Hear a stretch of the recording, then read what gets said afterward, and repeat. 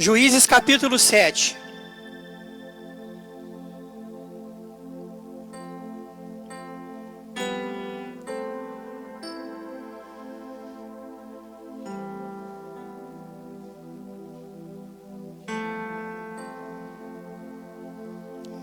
Amém? Acharam?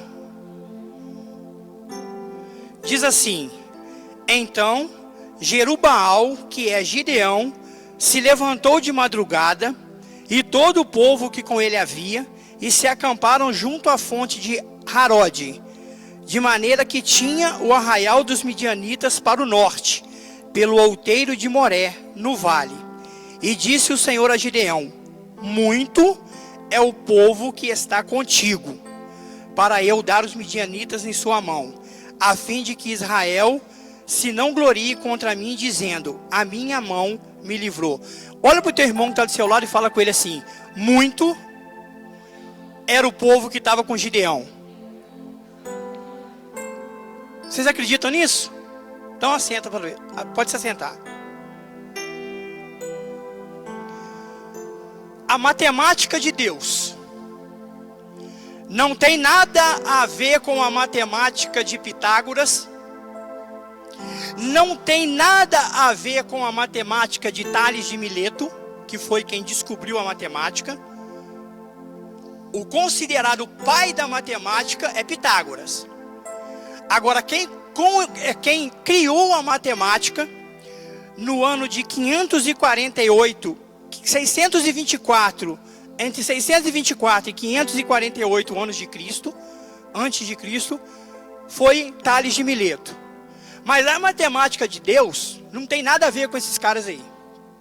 Não tem nada a ver com Pitágoras. E por que eu falei que parece que a matemática de Deus ela não é exata? Eu gosto muito de pegar o dicionário. Quem vem nos estudos aqui sabe que eu sempre falo: pega a Bíblia, pega o dicionário, pega um extra bíblico, mas pegue. E quando eu fui para o dicionário e descobri o que significa exato, significa aquilo que não contém erro, que possui grande rigor ou precisão, perfeito ou irretocável. Isso é o que significa a palavra exato. Então, dá-se a entender que a matemática do homem é uma ciência exata. Não tem erro, não tem precisa, é perfeita e é irretocável. Aí quando a gente pega essa passagem que a gente acabou de ler aqui de Juízes, onde Deus pega Gideão e fala com ele assim: olha, tem muita gente para guerrear contra os midianitas. Tem muita gente para guerrear contra os midianitas. E quantos homens Gideão tinha? Alguém sabe me dizer quantos homens Gideão tinha para lutar a favor? 32 mil homens. Deus achou que 32 mil homens era muita gente para lutar. E aí Deus começa a fazer um teste, alguns testes, né? Para separar aquilo que ele achava suficiente para lutar contra os midianitas. Vamos lá. Deus primeiro manda que Gideão coloca todo mundo lá. Desses 32 mil, quando Gideão falou com eles que, olha, Deus mandou a gente partir para dentro dos midianitas e vencer, porque Deus é conosco.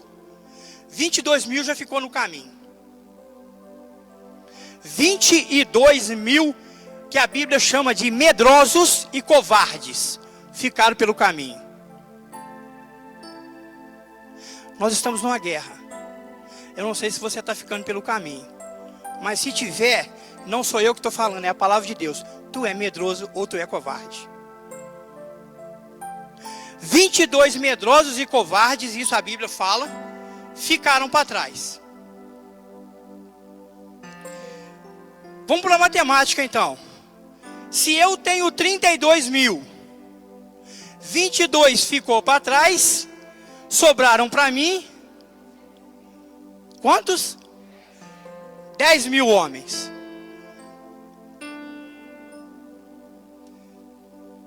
Deus vira para Gideão e fala com ele assim: ainda é muito. 10.000 homens ainda é muito.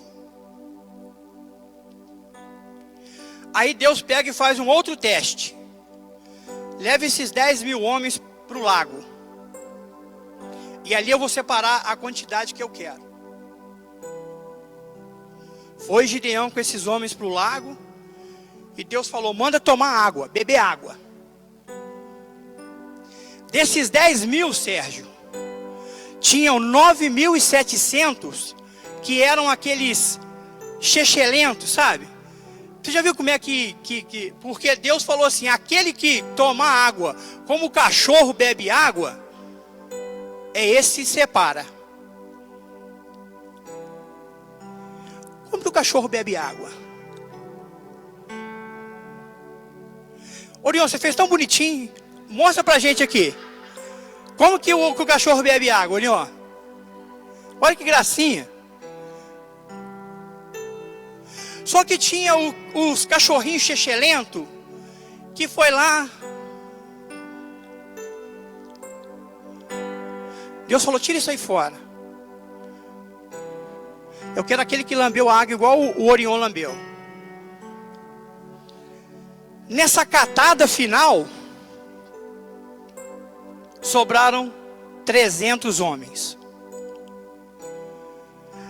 Aí a gente vê como que a matemática de Deus, ela nunca bate. Gideão tinha 32, 22.000 covardes ficaram para trás. Depois, 9.700, eu vou dar um nomezinho para eles aqui. Eu não sei se, eu acho que aqui ninguém se enquadra, nem nos covardes medrosos e nem nesse chechelentozinho. Que qualquer coisinha até, sabe, é todo cheio de frescurinha, cheio de coisinha. Mas eu acho que aqui tem 300 de Gideão. Que foi o que Deus pegou e falou assim: com esses 300, você vai combater com os inimigos. 300.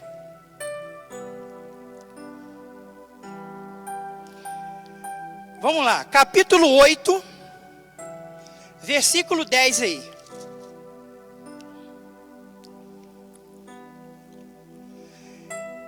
Estavam, pois, eu não sei se é Zeba e Salmuna em Carcor, e os seus exércitos com eles, uns 15.000 homens, todos os que ficaram do exército dos filhos do Oriente. E os que caíram, olha os que caíram, foram nada mais, nada menos do que 120.000 homens que arrancavam a espada. Agora, Sérgio, me explica uma coisa. Você que quase pregou a mensagem aqui. Eu estava quase dando a bênção apostólica. Me explica uma coisa, Sérgio. Como que 300 homens conseguem vencer um exército e matar a espada 120.000?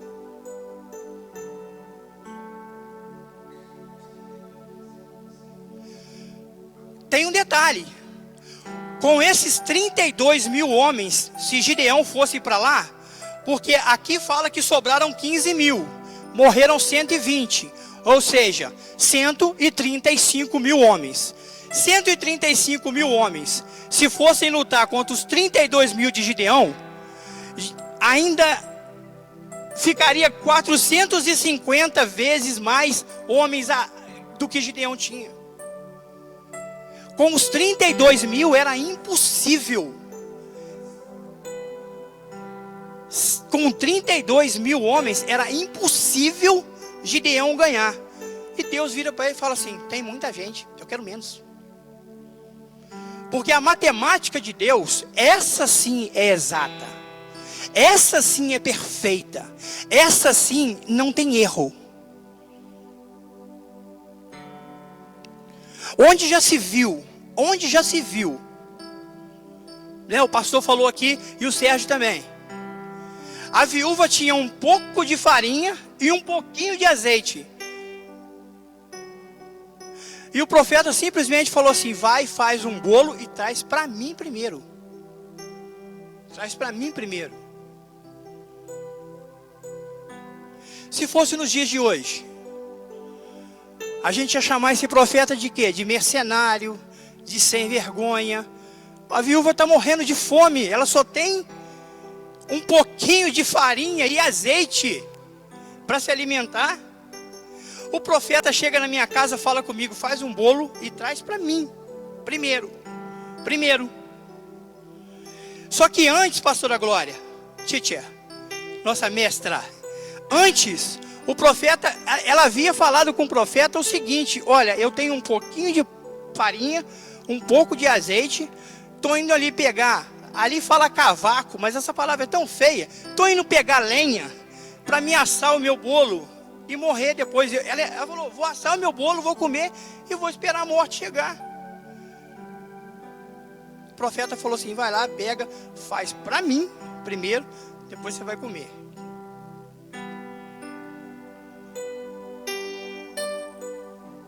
Márcio, aonde já se viu, Márcio? Só não me venha com pergunta, porque hoje não é aula. Muito menos perguntar como que eles comeram o peixe. 5 pães, Márcio. 2 peixinhos. Alimentar 5.000 homens. Fora mulheres e crianças, que naquela época não era contado.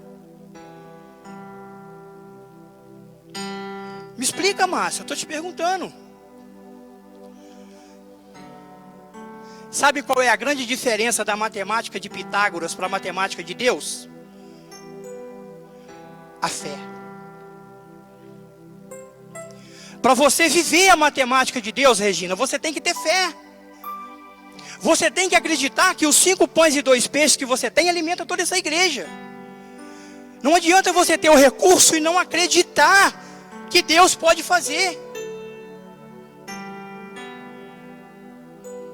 Deus começou a usar a matemática dele aqui dentro, quando um aluguel de 5.000 reais, o cara simplesmente chega e fala assim: vamos baixar esse aluguel para 3.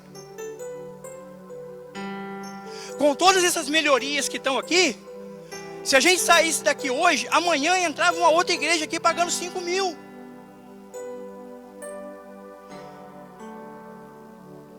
Só que dentro de uma outra batalha muito grande, que a gente vai encontrar no livro de Crônicas, capítulo 20, Deus vira para Josafá e fala com ele assim: não precisa se preocupar, porque essa peleja é minha. Se você pegar o livro de Crônicas, capítulo 20, e começar a ler o livro de Crônicas, capítulo 20, você vai ver que o exército que marchava contra Israel era muito maior do que Israel. Tanto que Josafá ficou louco. Ele ficou louco. Se você pega do versículo 3 até o versículo 13, Josafá só fala com Deus: mas o Senhor nos tirou do Egito, nos trouxe para cá. Ele começa a falar, foi uma oração, mas uma oração, parecia, naquele momento parecia que Josafá era Jeremias. Era uma oração só de lamentação.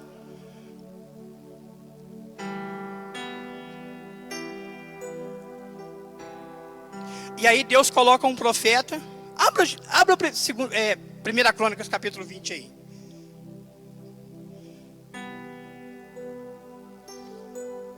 Primeira Crônicas capítulo 20.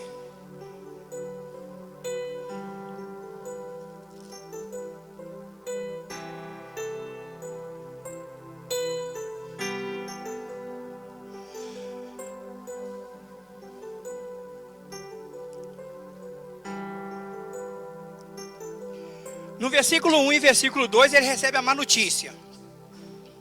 É 2 Crônicas 20. Falei errado, segunda. Foi só para tomar mais um pouquinho de água.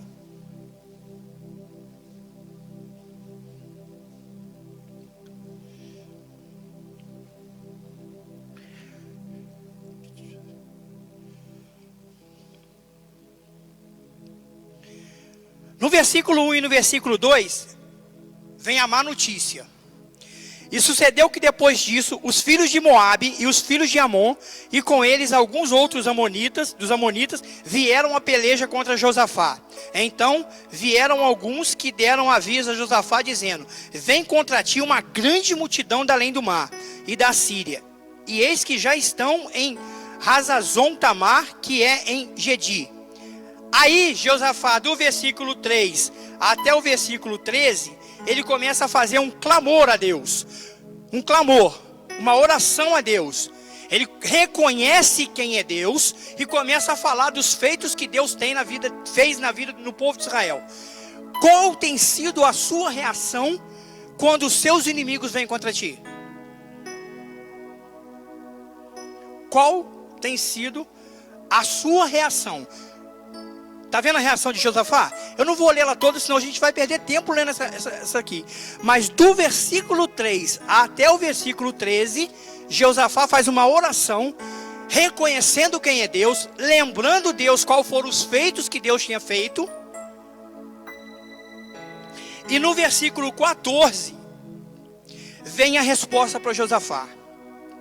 Então veio o Espírito do Senhor no meio da congregação sobre Jaaziel, filho de Zacarias. Não é aquele, pastora, é outro Zacarias. Não é aquele, tá? Que a senhora gosta. Filho de Benaías, filho de Jeiel, filho de Matatias, levita dos filhos de Asaf. E Jaziel disse: dai ouvidos todo Judá e vós moradores de Jerusalém. E tu, ó rei Josafá, assim o Senhor vos diz: não temais, nem vos assusteis, por causa desta grande multidão, pois a peleja não é vossa, senão de Deus.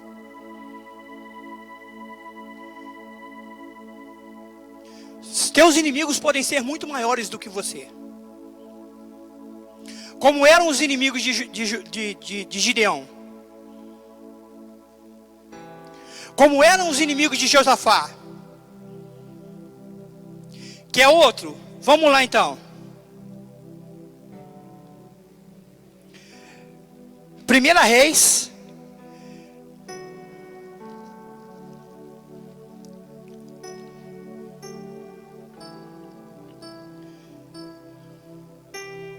Primeira Reis 6.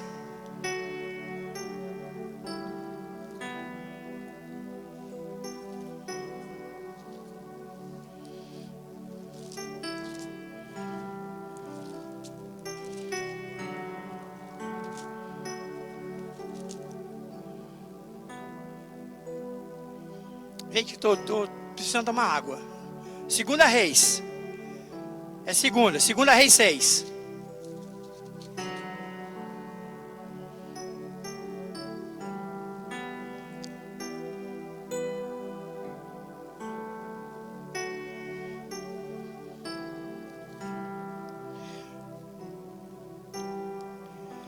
Versículo 14. Então enviou para lá cavalos e carros e um grande exército, os quais vieram de noite e cercaram a cidade.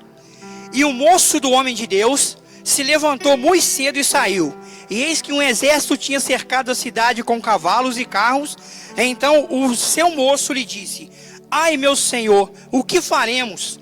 E ele disse: não temas, porque mais são os que estão conosco do que estão com eles. E orou Eliseu e disse: Senhor, peço-te que lhes abra os olhos para que veja.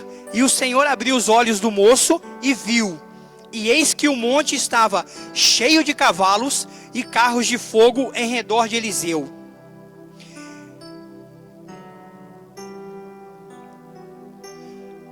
Parecia que o exército inimigo era muito maior. Vocês têm noção de quem é o Deus de vocês? Você tem noção, Regina, de quem é o seu Deus? Vanessa, você tem noção de quem é o seu Deus, Vanessa?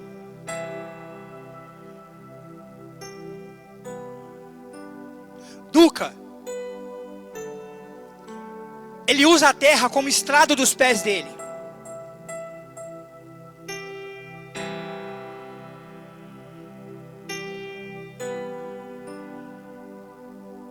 Vocês têm noção do tamanho do Deus que você diz que serve?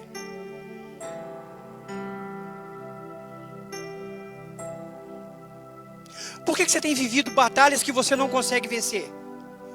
E hoje é a quinta da vitória. Ou você sai daqui com a vitória sua hoje, ou você não sai mais. A matemática de Deus é mais simples do que se imagina. Só que para exercer, precisa-se de fé. Fé é a palavra-chave para que as suas contas, Sérgio, bata no final. Fé é a palavra-chave para que um homem chega, um advogado chega e fala para o pastor, vou baixar de 5 mil para 3 mil.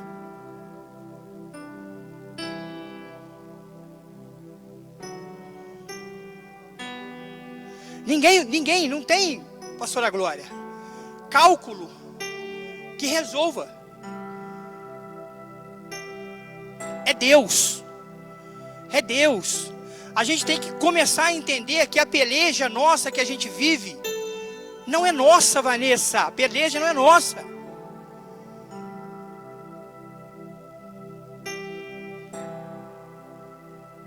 Mas para isso existe algumas coisinhas. Josafá, para vencer a batalha, ele colocou o povo para jejuar.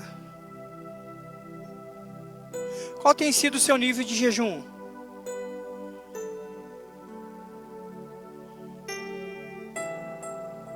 Qual tem sido o seu nível de intimidade com Deus? Porque quando Deus chamou Gideão, Gideão tentou sair fora. Fez prova com Deus. Fez prova com Deus.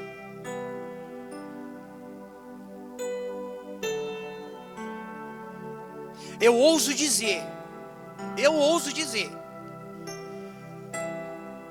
que se aqueles 10 mil homens que ajoelharam para tomar água, fosse 10 mil chechelentos, Deus ia virar para Gideão e falar assim, Gideão, só eu e você.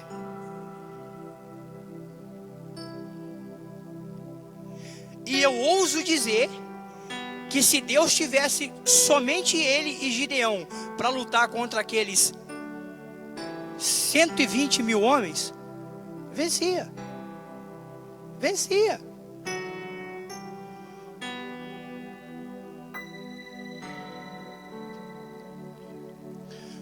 Porque quem venceu com Eliseu e Geazi, se soltava os dois ali. E tinham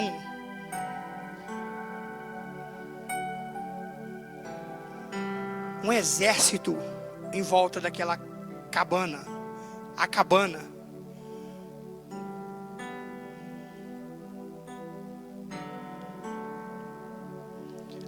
A matemática de Deus parece que não tem lógica. Parece. A matemática de Deus parece. É doida, é doideira. É doideira.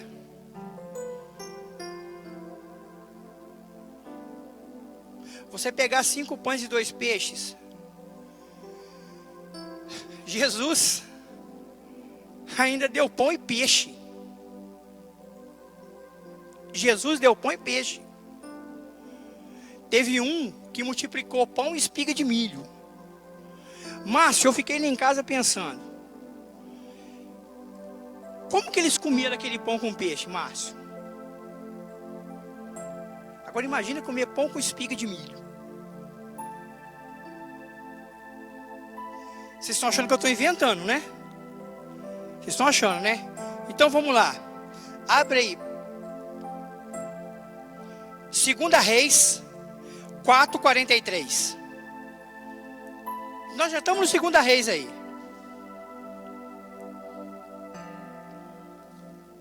4:42. Vamos começar do 42. E um homem veio de Baal-Salisa e trouxe ao homem de Deus pães das primícias, 20 pães de cevada e espigas verdes na sua palha, e disse: dá ao povo para que coma. Porém o seu servo disse: hei eu por isso diante de 100 homens? E disse ele: dá ao povo para que coma, porque assim diz o Senhor: comer-se-á e sobejará. Então lhes pôs diante e comeram e deixaram sobejos, conforme a palavra do Senhor. Antes de Jesus multiplicar o pão e peixe, o profeta já havia multiplicado pão e espiga de milho verde. 20 pães de cevada alimentou 100 homens.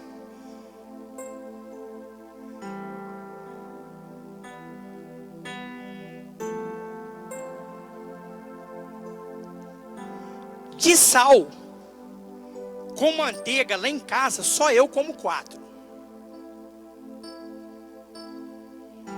Imagina esse pão de cevada, que deve ser uma delícia, né?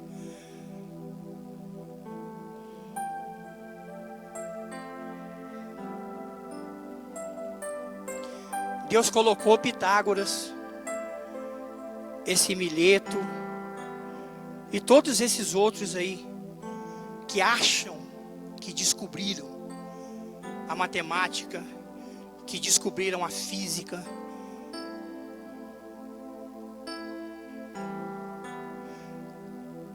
Deus coloca qualquer um desses aí no chinelo.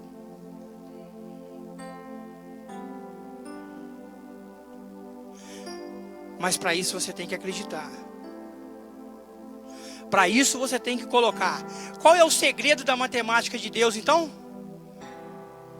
Fé. Se não tiver fé, você pode ter o melhor recurso, que não vai dar em nada. Você pode ter o melhor recurso, que não vai dar em nada. Mas quando se tem fé, basta 300 homens para vencer um exército. Basta 5 pães e 2 peixes para matar a fome de muita gente. Basta 20 pãezinhos de cevada.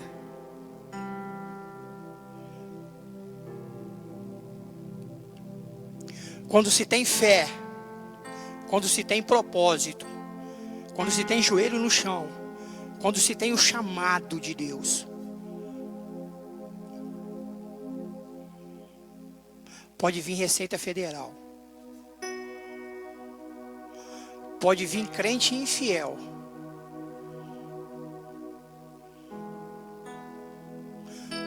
porque Deus permanece fiel com aquele que é fiel com Ele.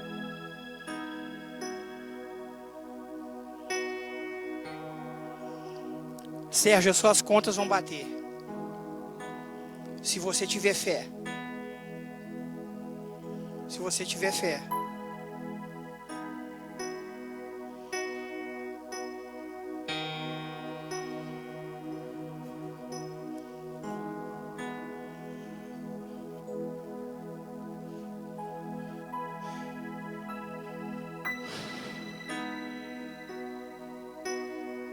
Pastor, as contas vão bater. Eu já tinha mandado o recado. Eu estou entrando nessa batalha. Não foi assim? Essa batalha não é de vocês, é minha.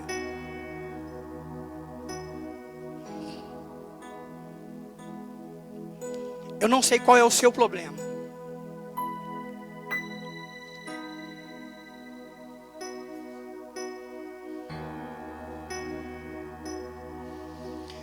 Eu quero que você feche os teus olhos. Sentado mesmo, feche os olhos. Busca aí na sua mente, traz aí, agora, na tua mente, o teu midianita. Traz na tua mente os teus inimigos. Quem são eles?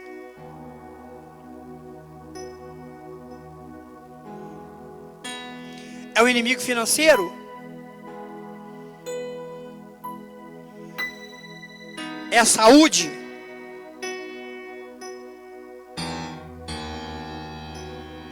Quem são os teus inimigos?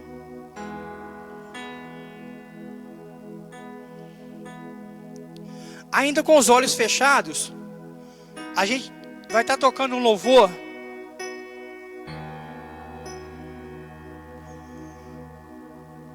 E eu quero que você preste atenção na letra do louvor, mesmo que você saiba cantar. Eu sempre procuro trazer louvores que ninguém sabe cantar, que é para ninguém cantar. Porque aí você consegue prestar atenção naquilo que o louvor fala contigo.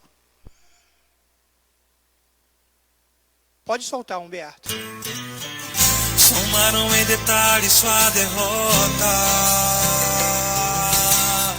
diminuindo assim os sonhos seus. Tentaram dividir tua alegria, disseram que seria o fim da linha, mas esse não é o plano de Deus. A previsão do homem se confunde, por isso que só ouça a voz de Deus. A contabilidade dele é a prova traz semente de vitória. Barreira com barreira gera fé. Todos verão o que a mão de Deus pode realizar. O que ele faz muito pode acreditar. Da lágrima do crente ele faz deserto transportar. Todos verão a sua vitória no mesmo lugar, onde te humilharam Deus vai te exaltar. Em suas conquistas muitos vão glorificar.